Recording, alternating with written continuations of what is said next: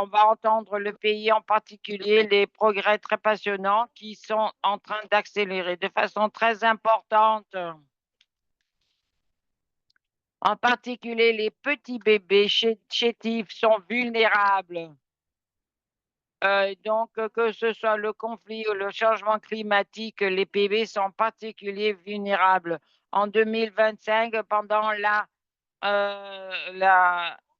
l'année 2025, nous avons eu des changements et nous avons aussi des webinaires sur la finance. Sur la gauche, vous voyez ici un webinaire au sujet de l'argent qui a été basé sur des papiers lancés qui montrent investissement très bas dans les nouveau-nés par les donneurs et les bailleurs de fonds de recherche.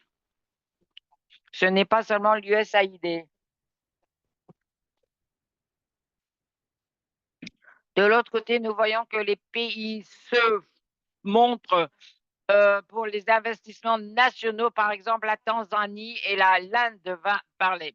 Nous avons 100 unités de nouveau-nés. Prochaine diapo, notre agenda d'aujourd'hui dans le sein de cet environnement en évolution constante.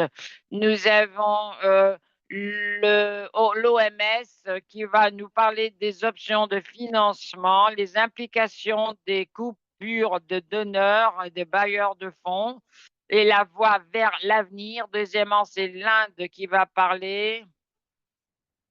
L'un des plans les plus ambitieux, mais également des changements pour les soins des nouveau-nés. Et nous avons aussi le docteur Vivek Singh, qui est magnifique à l'UNICEF, qui va nous en parler. Et c'est très important, nous avons un seul fonds mondial pour la santé des enfants et des mamans, et c'est relativement nouveau. Qu'est-ce que ça fait pour les nouveau-nés? Il y a Dr Marie Kiné qui va nous en parler. L'analyse de la composante des bébés, des mamans et des morts-nés et aux soins et avec les milliards de dollars d'investissement de la GFF. Et les fondations jouent un rôle très important au niveau privé. Paolo Chiesi va nous en parler pour faire face aux lacunes des soins néonataux et recherche dans le contexte francophone dans le cadre de la nouvellement fondée Fondation Chiesi. Dr Susan Sparks, c'est l'une des expertes mondiales de pointe sur la durabilité financière. C'est une économiste de santé avec 15 ans d'expérience. Elle va nous parler de quel est le changement cette année, mais que pouvons-nous y faire nous-mêmes? Suzanne, je vous remercie de tout cœur de votre participation en vacances à de Genève, donc c'est énormément apprécié. Je vous passe le micro. Merci de l'introduction très aimable. Je m'appelle Dr Suzanne Spark, je suis sur l'équipe de financement.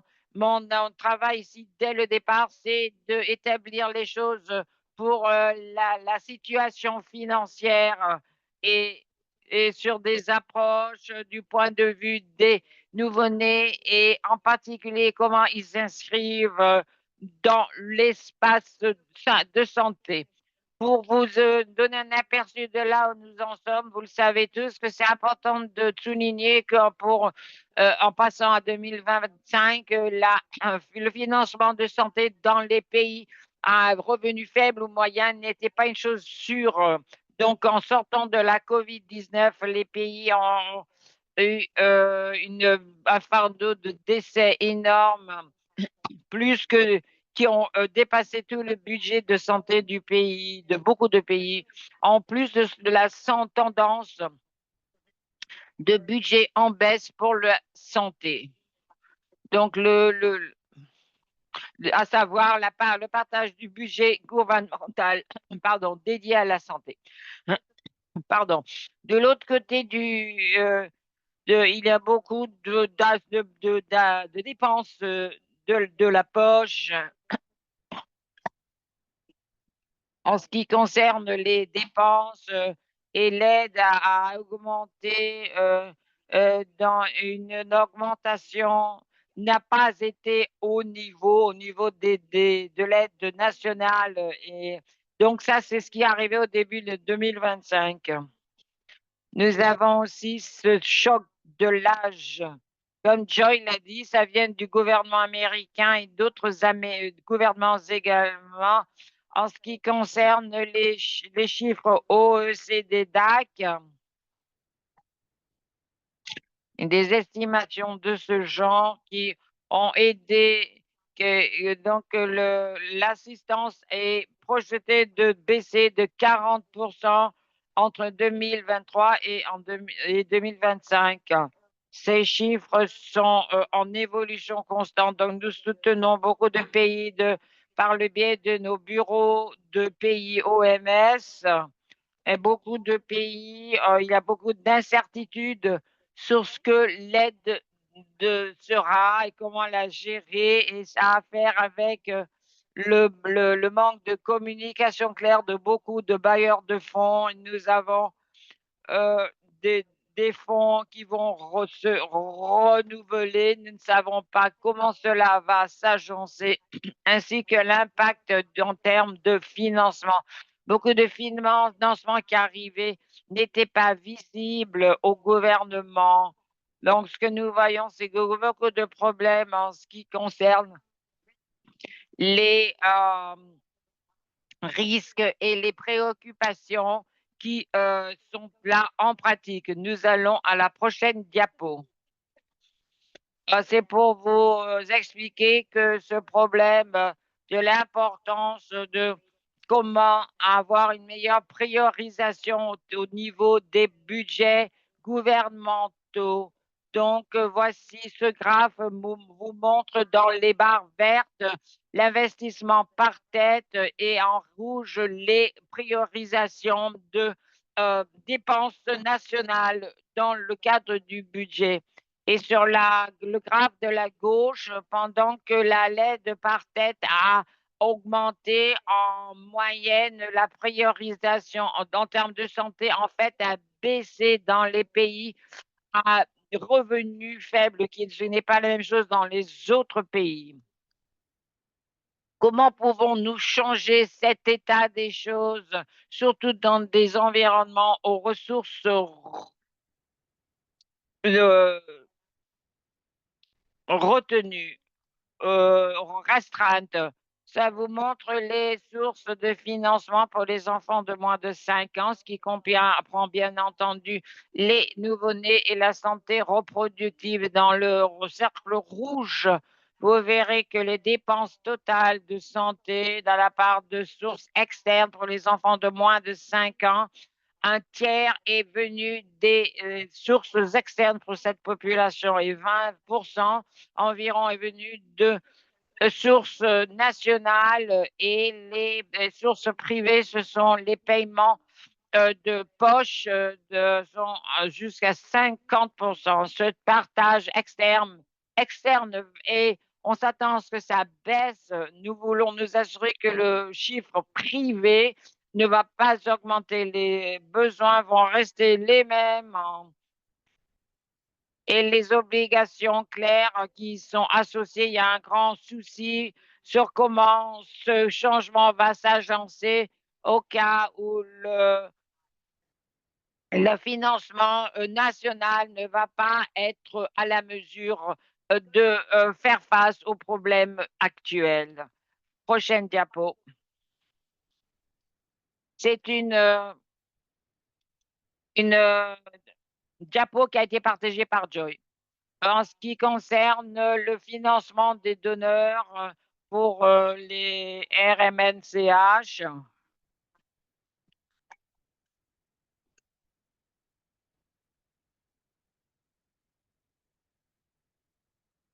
donc en ce qui concerne le financement,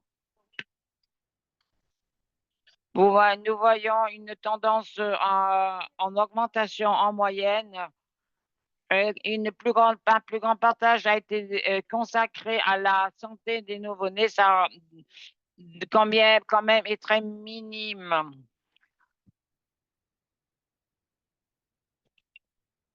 C'est une question de financement public national et nous soulignons que ce n'a pas seulement affaire à la quantité, mais à la qualité du financement et l'aspect critique de ceci, en particulier dans ces moments restreints et ardus.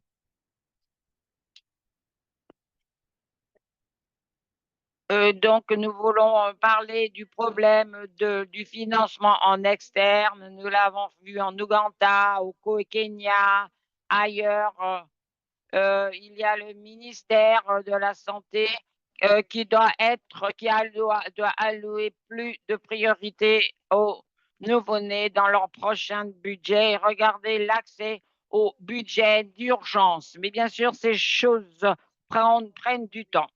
Il y a des cycles d'appropriation des budgets, de durabilité, mais il y a des signes positifs sur la sensibilisation à ce niveau qui doit arriver au plus haut niveau en ce qui concerne les ministères de la Finance doivent collaborer avec le ministère de la Santé et les parlementaires et les ministères qui doivent être à la hauteur du leadership en ce qui concerne cette dynamique.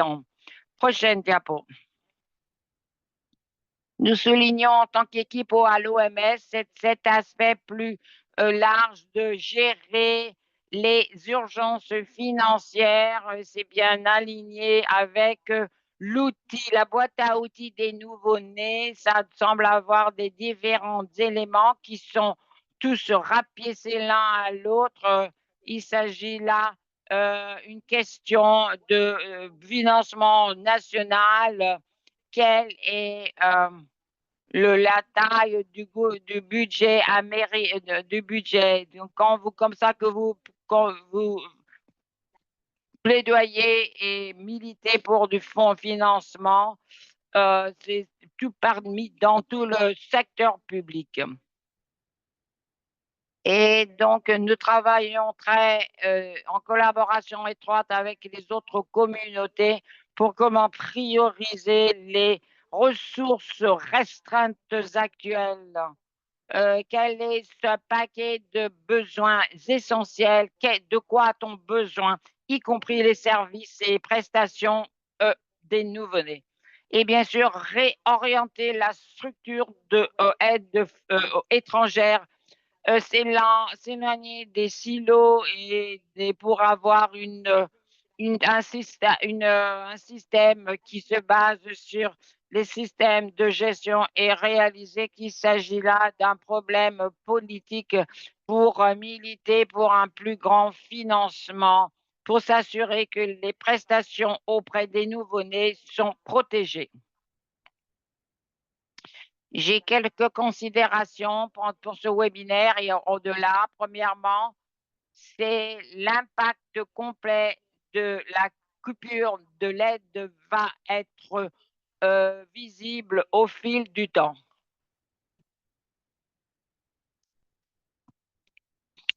Ce qui va se passer dans tout le cadre des processus.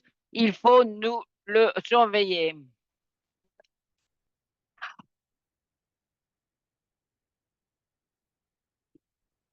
Donc, pour s'assurer que tout ceci est complémentaire, nous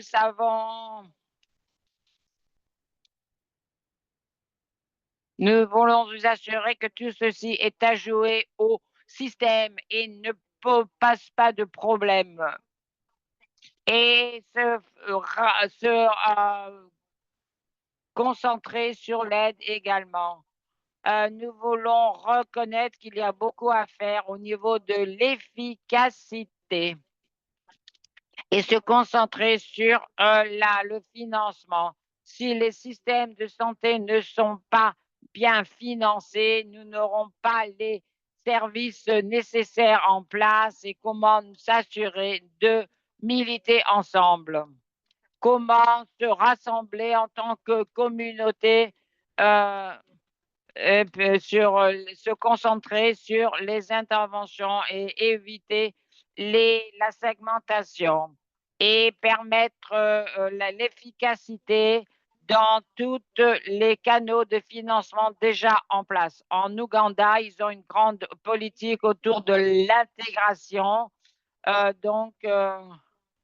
Oui, on peut avoir des formations, mais comment est-ce que nous pouvons rassembler cela? Euh,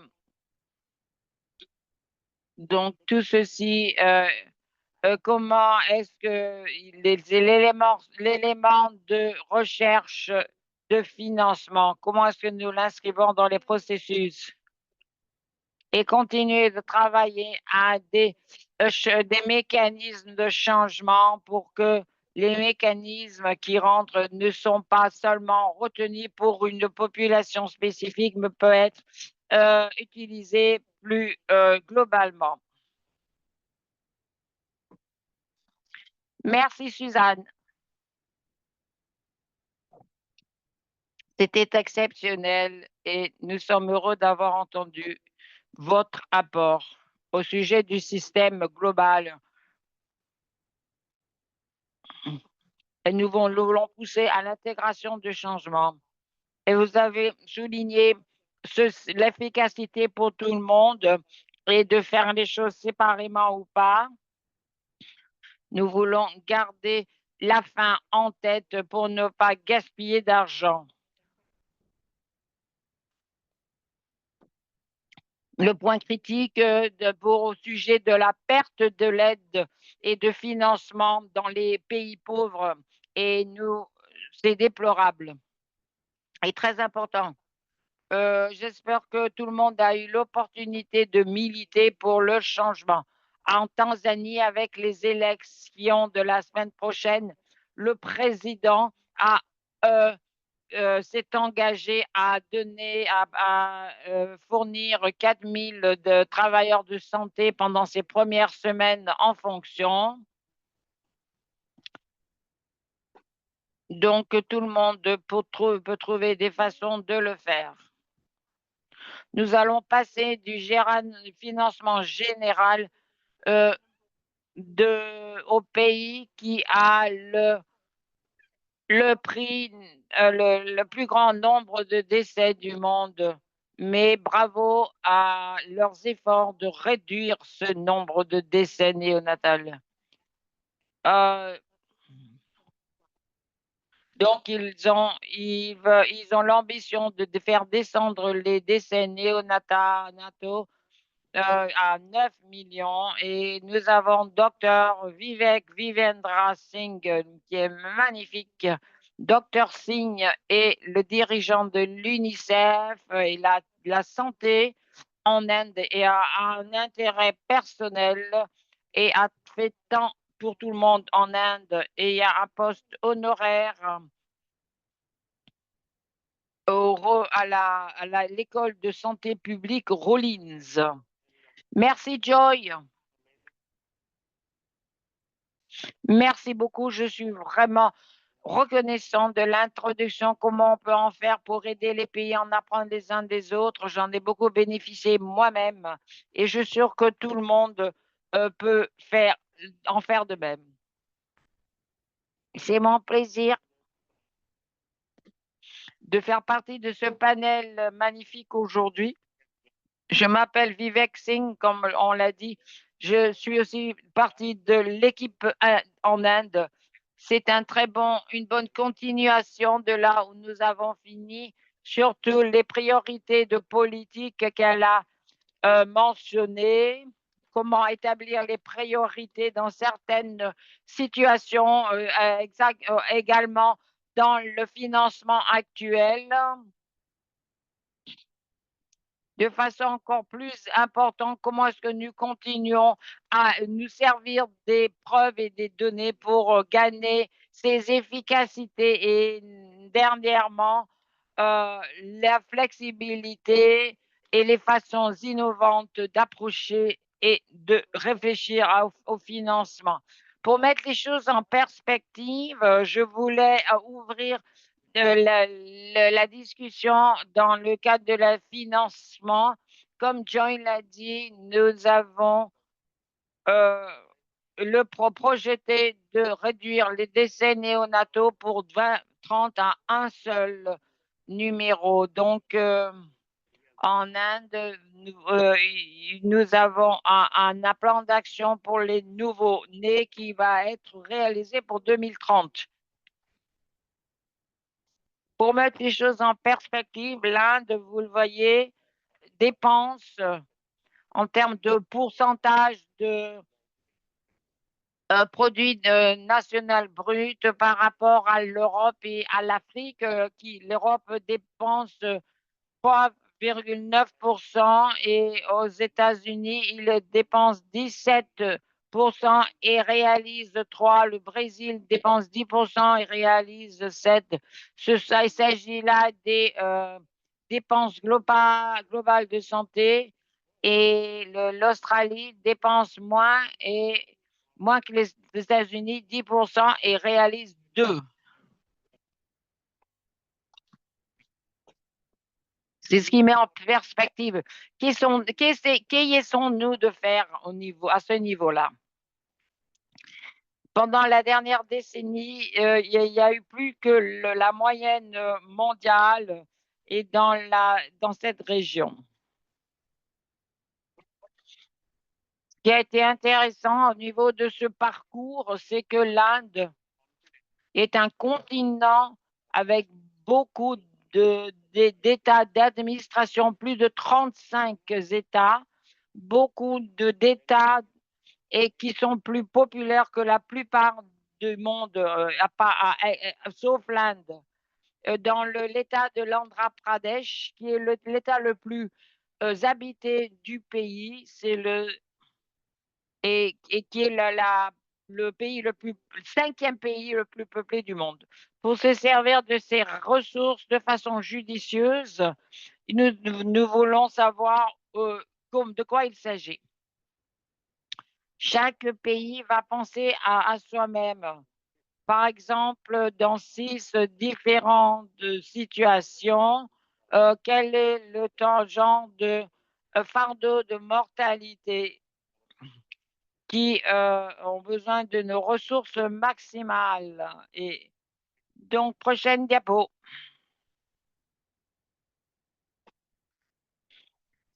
Donc, si vous en revenez à des décennies, le financement pour la santé qui comprend euh, a augmenté 5 fois. Et Joy me l'a rappelé, le total des dépenses autour de 4,6 milliards de dollars américains. Une grande partie de ceci va aux soins pédiatriques et de nouveau-nés. Il était aussi arrivé que si la mortalité des nouveau-nés était tombée de moitié. Si vous regardez les services de santé de famille ont doublé. Ils ont ouvert leurs portes euh, à- aux personnes qui viennent dans les établissements au moment de la naissance pour recevoir des soins livrés en toute dignité. Donc, tout ceci va aller en-delà de la survie. Si nous approchons de plus près de cette augmentation de presque 5 fois, il y a aussi des mécanismes de protection pour nous assurer que les personnes vont voyager vers les établissements. Y a-t-il des mécanismes de sécurité et de protection pour qu'ils ne choisissent pas d'autres choix ou d'autres options?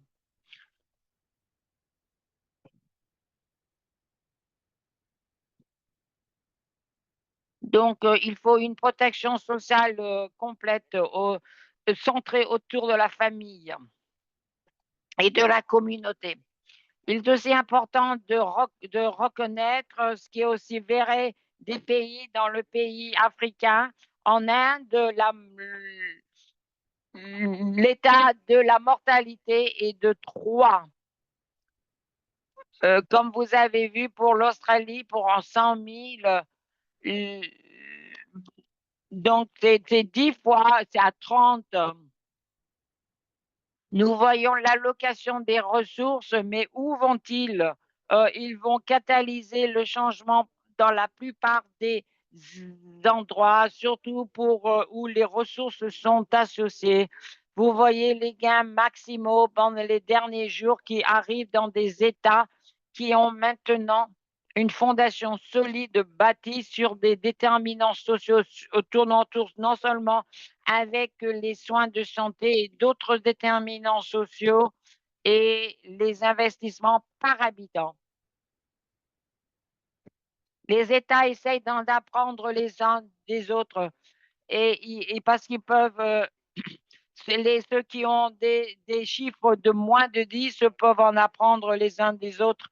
Et prochaine diapo.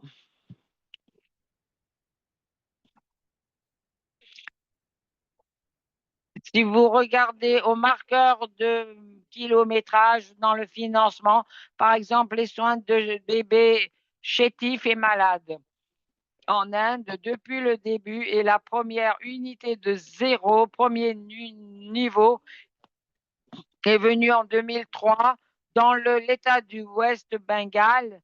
Maintenant, ils ont presque 750 districts couverts avec au moins un niveau de soins et ils ont atteint euh, 11 024 avec ce nombre de lits. C'est important de comprendre dans ces unités, il y a 1,4 million juste dans le secteur public. C'est important de comprendre, par exemple, euh, on veut universaliser le CPAP dans ces unités pour sauver les vies dans le cadre de ces unités. Prochaine diapo. Je vais continuer à utiliser l'exemple des petits bébés chétifs et malades. Donc, ce sont des guides opérationnels qui comprennent des détails pour les systèmes de santé.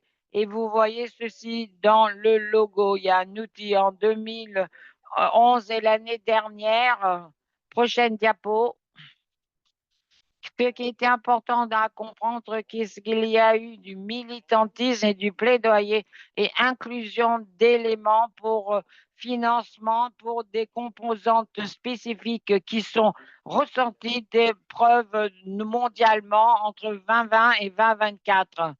L'Inde s'est servie de ressources pour les familles, pour assurer que les mamans et les bébés ne sont pas séparés, et que les soins de mère kangourou, et après la réalisation basée sur les constatations récentes. Donc, comment est-ce qu'ils peuvent être, tout ceci est en train de changer pour les unités des mamans et des nouveau-nés partout dans le monde. Donc, il y a une inclusion de financement pour ces composantes différentes.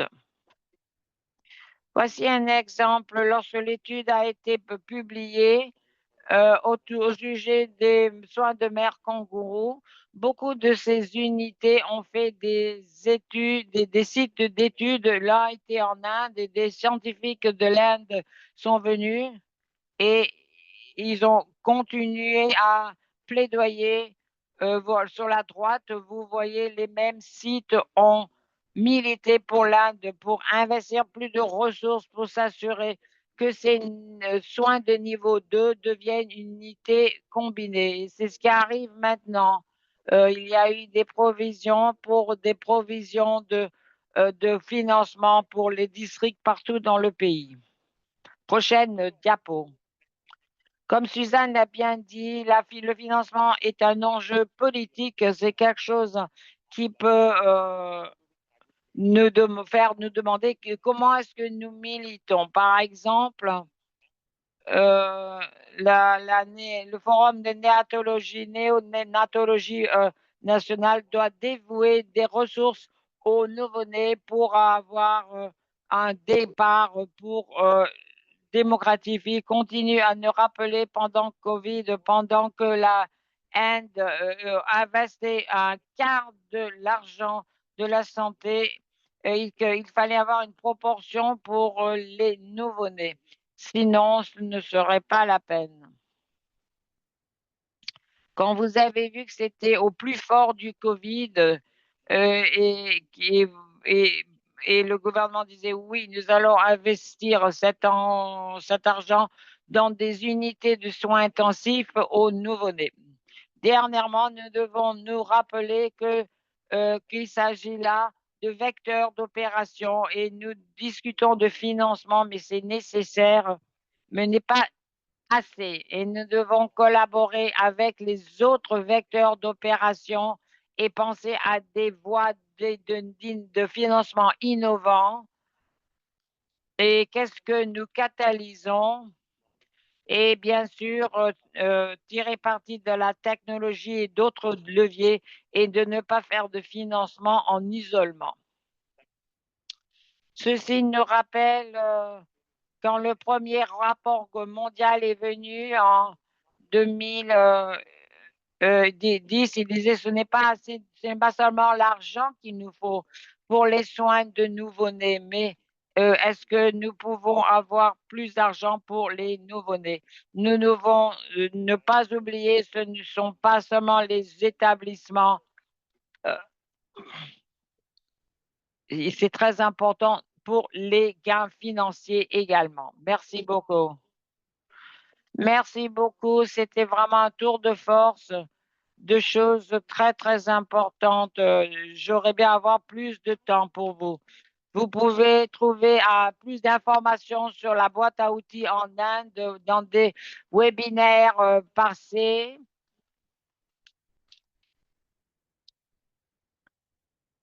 Donc, pour ajouter l'élément des unités des nouveau-nés et de mettre ceci à l'échelle, un autre message très important de l'Inde. Euh, Vous avez le forum néonatal de l'Inde. Les parents, les professionnels, les décideurs politiques ont une approche unifiée, pas des voix séparées, ce qui nous manque dans beaucoup d'autres parties du monde. Merci beaucoup, Vivek.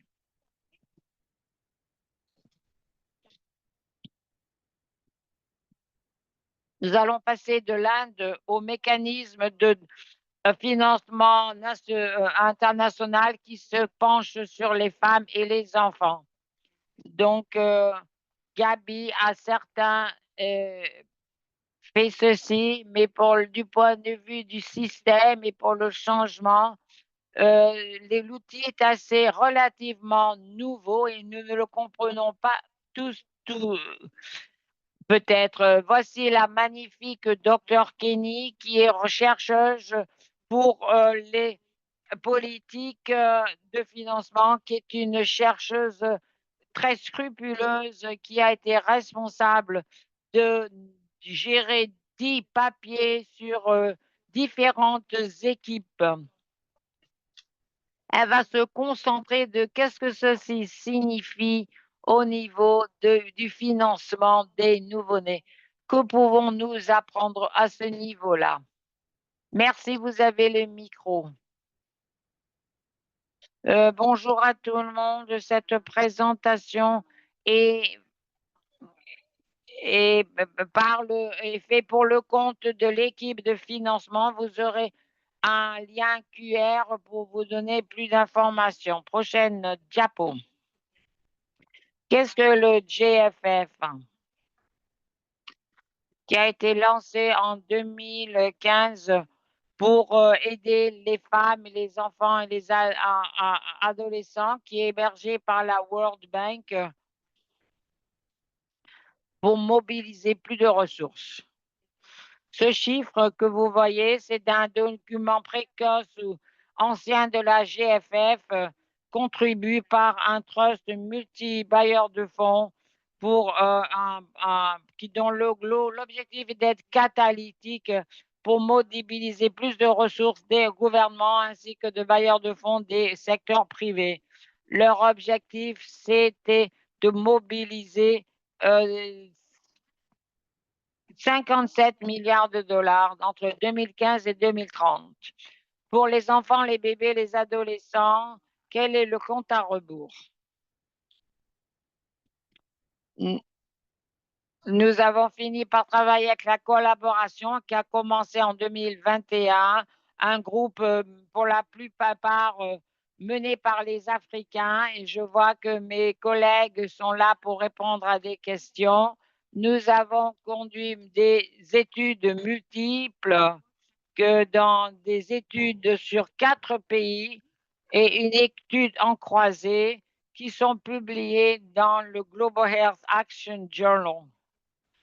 Et il y a des commentaires de la direction de la GFF, c'est-à-dire les établissements de financement mondial.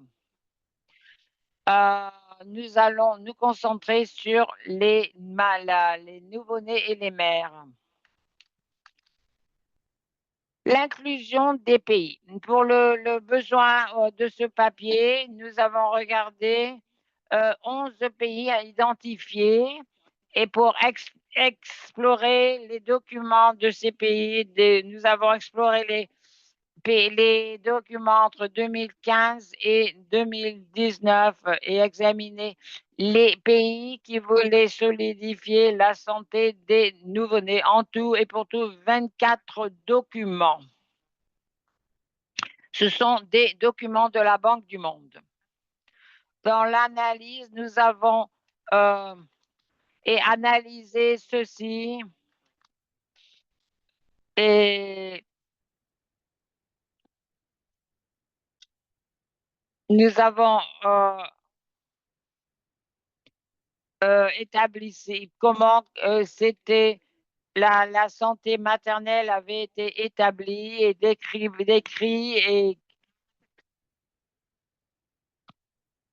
mesurée en termes d'indicateurs et qu'était-il mentionné pour le financement. Nous avons regardé à part l'état d'esprit, les mesures et l'argent. Qu'avons-nous constaté? Beaucoup d'argent avait été investi dans ces 13 buts de projets. Il y avait 1,9 million investis et 13 projets liés à la Banque du Monde et ses projets de financement mondial entre 2015 et 2019. Nous avons comparé les décès et les morts-nés et les investissements et les pays avaient plus de fardeau, avaient plus de financement, mais ils n'étaient pas alloués au problème. Regardez les couleurs plutôt que les différents documents. Vous voyez les pays, les investissements et l'évaluation. Et en bleu, vous avez le violet et le bleu. Ces documents avaient beaucoup d'informations sur les nouveau-nés, mais moins sur les soins après la naissance.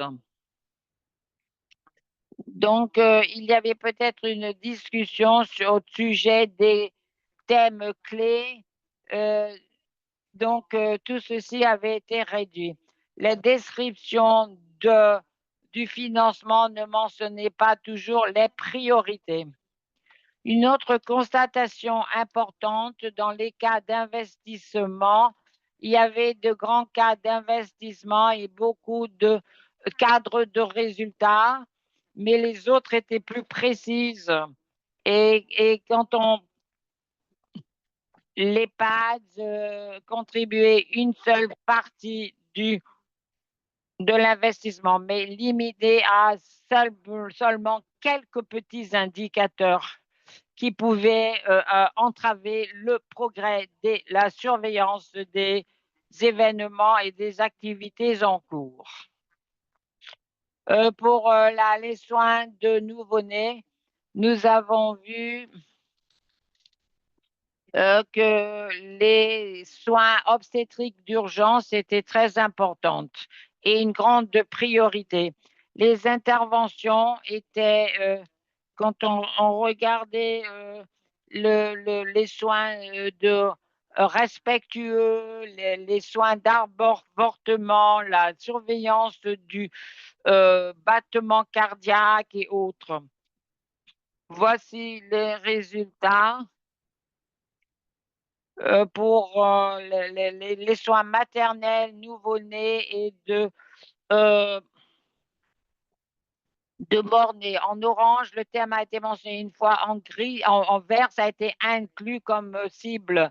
Et nous voyons que les cibles ont été inclus, mais moins d'attention dans les documents de projet de la Banque du Monde. Et les cibles de mort-nés sont absentes de beaucoup des documents du projet de la Banque du Monde. Voici les constatations d'autres papiers de la série.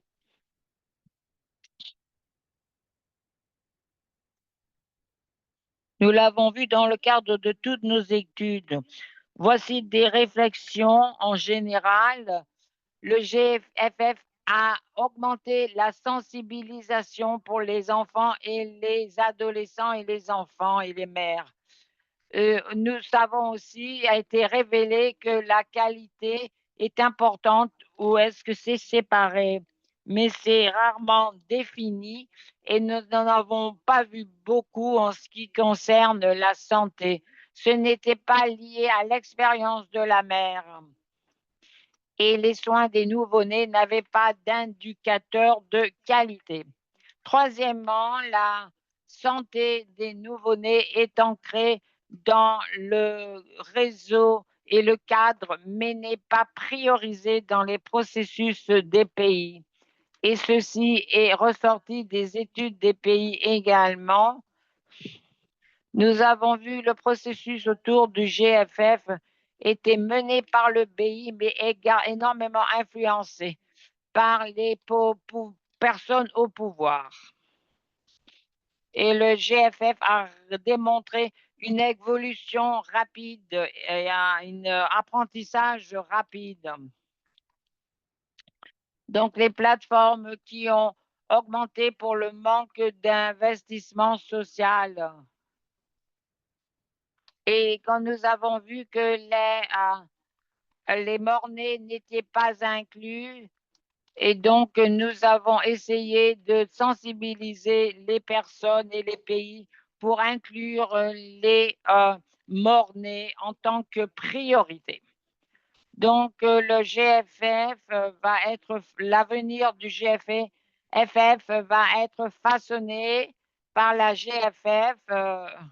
Nous savons que la santé des nouveau-nés fait partie de la santé des nouveau-nés et des mères. Donc, il faut avoir des intrants à haut impact pour les nouveau-nés. C'est vraiment le moment du fait du rôle important que la GFF joue dans le pays pour gérer les lacunes à ce niveau, pour aligner les investissements avec le fardeau et avoir des mécanismes de responsabilisation. Nous avons développé des outils à ce niveau, mais nous devons avoir une surveillance et un contrôle indépendant de la GFF.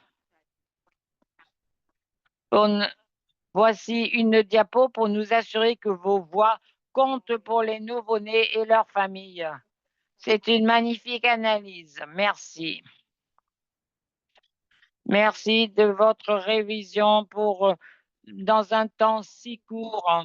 Mais je pense maintenant, en dépit de 20 ans de quelques progrès dans le cadre des nouveau-nés, nous voyons que l'élément nouveau-né n'est pas encore là. Par exemple, vous lisez le papier pour la Tanzanie et les personnes en pouvoir peut-être ne connaissaient pas l'histoire, le problème des nouveau-nés, peut-être que nous ne savions pas ceci et cela. Donc, il nous faut changer ceci. Je vais passer à notre dernier orateur et nous allons essayer de répondre aux réponses importantes. J'accueille avec plaisir Massimo Salvadori, qui est la nouvellement nommée Paolo Chiesi Foundation. Et on apprécie sa passion pour pallier à la lacune de l'accès francophone. C'est cette fondation, Paolo Chiesi, finance la traduction et l'interprétation en français. Merci de votre participation. Merci Joy de l'introduction et merci d'être ici aujourd'hui pour ce webinaire très important. Je veux vous apporter la voix de la Fondation Paolo Chiesi, mais aussi l'angle du secteur privé. Deux mots à sujet de qui nous sommes, la Fondation Paolo Chiesi, qui est une fondation philanthropique établie par Paolo Chiesi en 2005, qui soutient la recherche scientifique et les programmes de développement dans le sud mondial avec un point d'axe sur la santé maternelle et nouveau-nés et les soins respiratoires. Et la fondation gère au Bénin, Burkina Faso, en Afrique et partout, un peu partout. Nous nous concentrons sur les pays africains francophones qui sont en violet sur la carte. Et là, nous faisons l'implémentation des nodes de donneurs.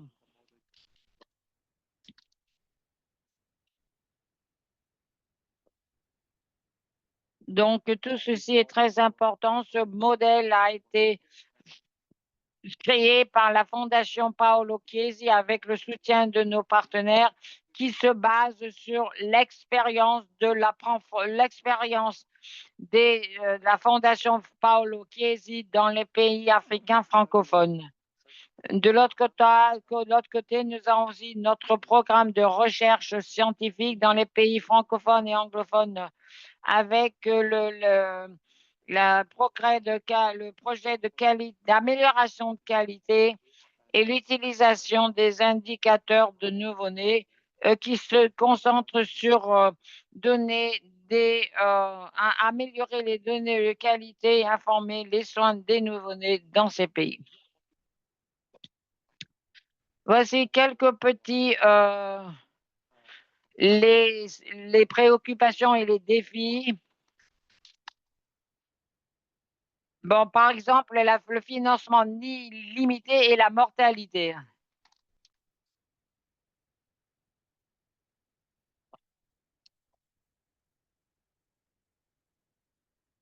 Donc, nous avons des partenaires dans les pays francophones et notre fondation est positionnée dans les pays francophones.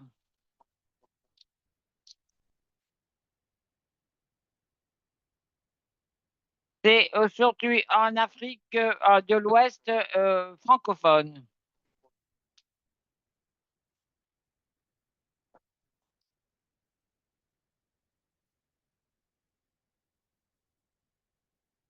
Nous voyons par exemple au Sénégal, en Afrique de l'Ouest, dans les pays avec le plus haut de taux de mortalité. 8 sur 10 sont des pays francophones. Donc, il y a une question de disponibilité de fonds.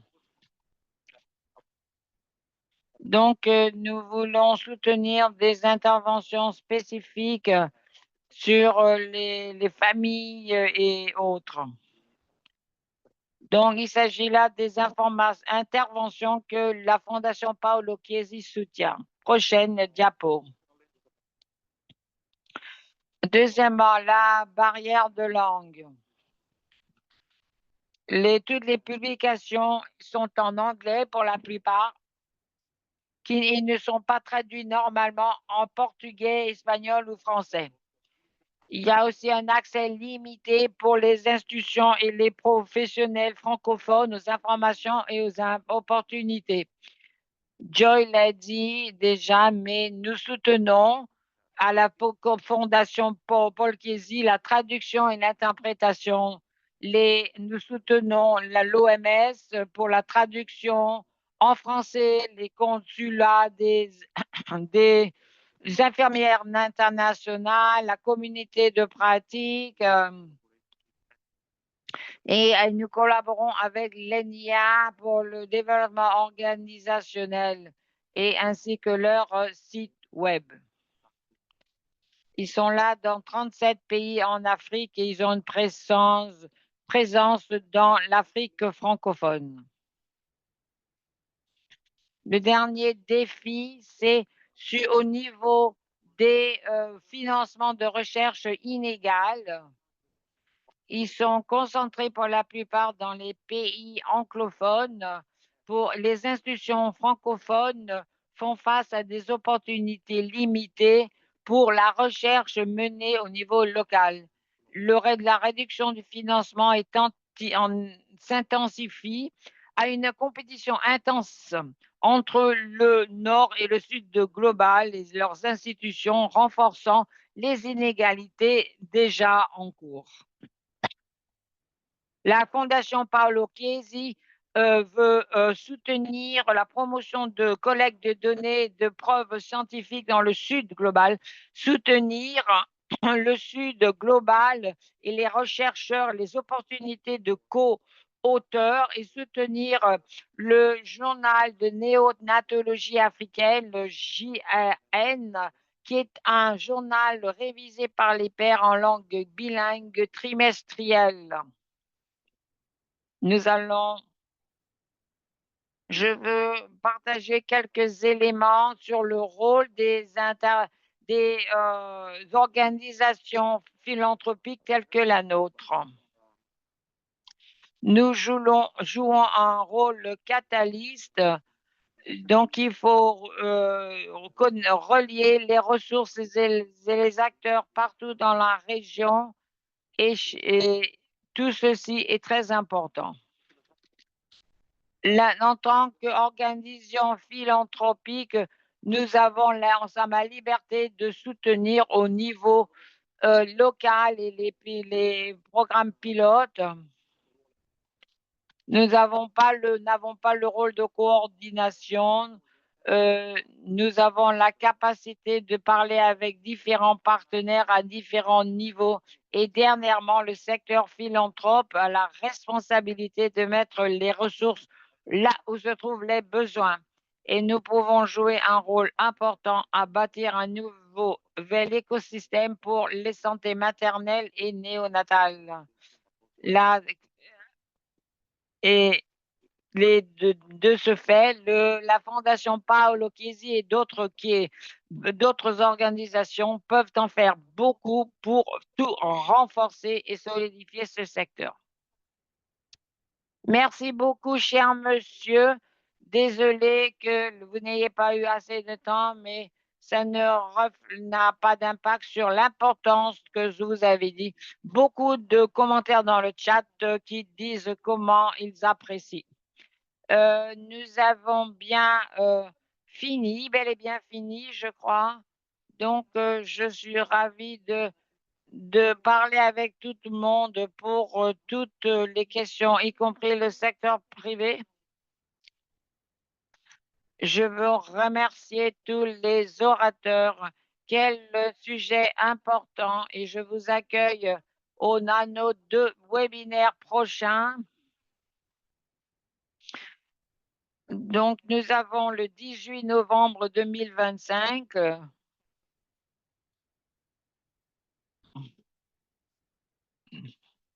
Des sujets passionnants. Et nous avons le 2 décembre, l'infrastructure. Est-ce que nous devons tout remettre à neuf, rebâtir? On a cette question, on nous pose cette question souvent. Donc, ce n'est pas très efficace si tout le monde repart à zéro à chaque fois, n'est-ce pas? Venez vous joindre à nous. Et prochaine diapo, nous voulons remercier les personnes qui ont fait partie de l'équipe de la boîte à outils, Lorraine et beaucoup d'autres en arrière-plan. Merci beaucoup. Joignez-vous à nous. pour nous aider parce que nous irons plus vite ensemble. Merci beaucoup et nous apprécions énormément tout le monde et les financements et pour tout le monde.